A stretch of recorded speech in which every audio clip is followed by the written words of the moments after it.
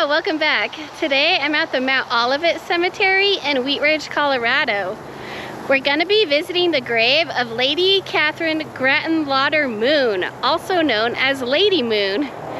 She was an Irish orphan who made her way to Colorado and was a very rambunctious party girl with a reputation that earned her the name Cussing Kate.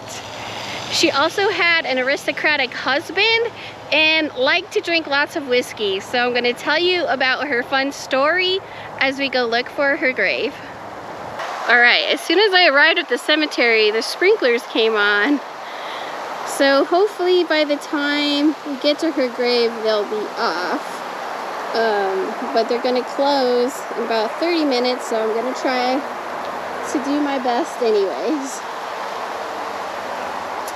So, born to Irish parents on an English ship off the coast of France on May 17, 1865. Her parents were immigrating from Ireland, County Wicklow, to the U.S. during the Great Potato Famine to St. Louis.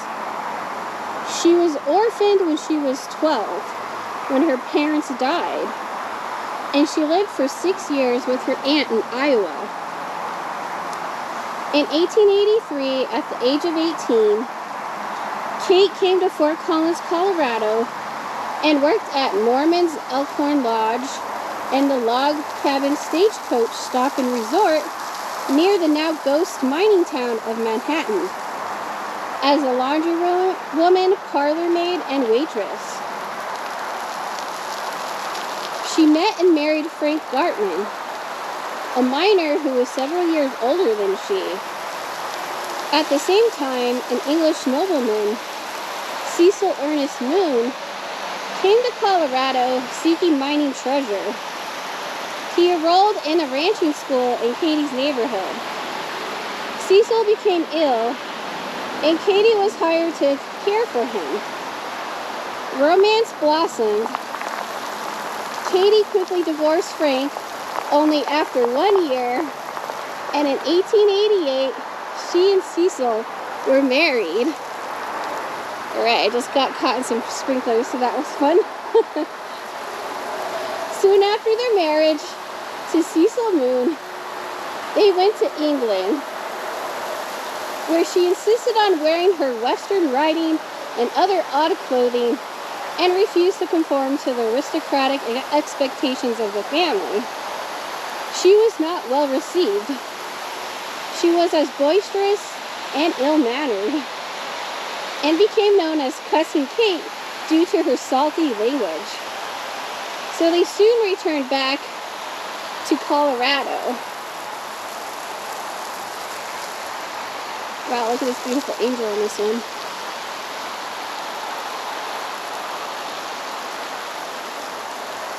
Underneath the sprinklers. Woo!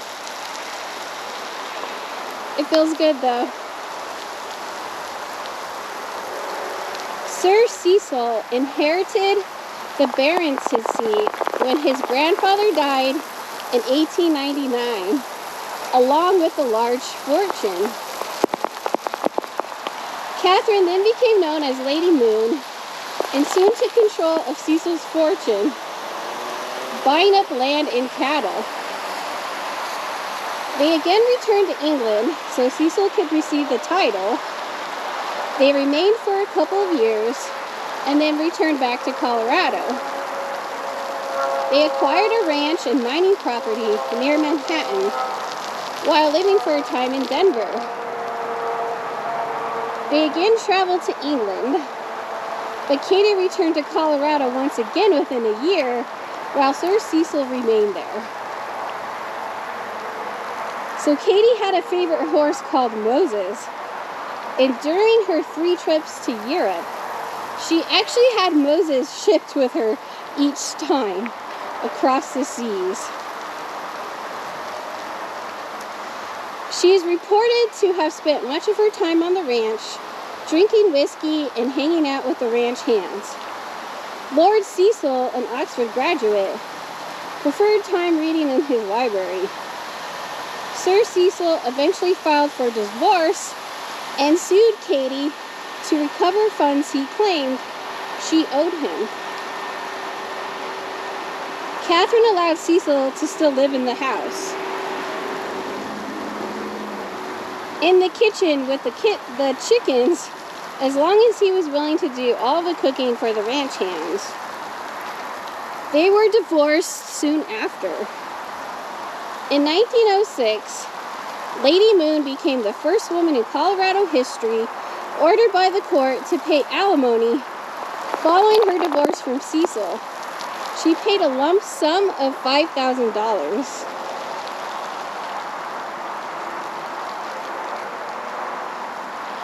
After the divorce, Katie could not legally use the title lady she was so proud of, but she expected the local community to refer to her as Lady Moon, and they obliged. Cecil went back to England and then New Zealand. He remarried and built another fortune, and he died happily in 1951 at the age of 83.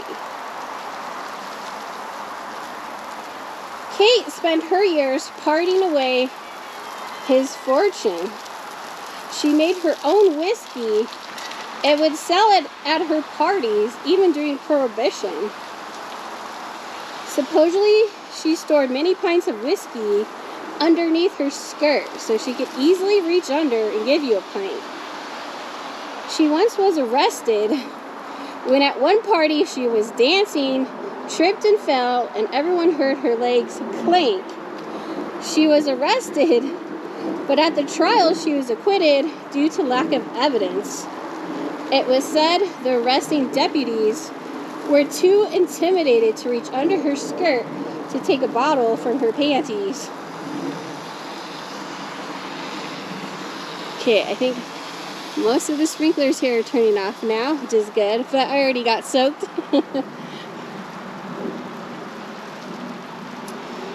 Alright, Katie was diagnosed with uterine cancer in 1924. She had pretty much spent the entire fortune that Cecil had made, and she was selling off her last properties and her jewelry. She died September 4th, 1926 at the age of 61. And even her death is crazy and mysterious. So there are a few rumors. One is that she died from alcohol poisoning. And another rumor is that she simply disappeared and that no one can find her. And after searching around her hotel, the sheriff's deputies went up to the old barn and they found the body of a woman chopped up in pieces with no head. So some people believe that was Lady Moon. But most likely, cause of death was from her uterine cancer. Alright. I'm glad the sprinklers are off over here as I coming up to her grave. You can sneak over here and not get too wet. It's this beautiful tall one here. It says Catherine, May 17th, 1865, September 4th, 1926, with Moon on the bottom. Very beautiful monument. I think the cemetery here even marks her as one to look at on the map. She's letter A here.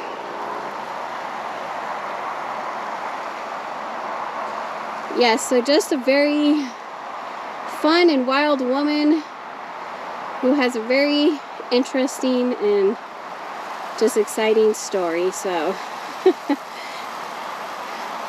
she's very known here in Colorado.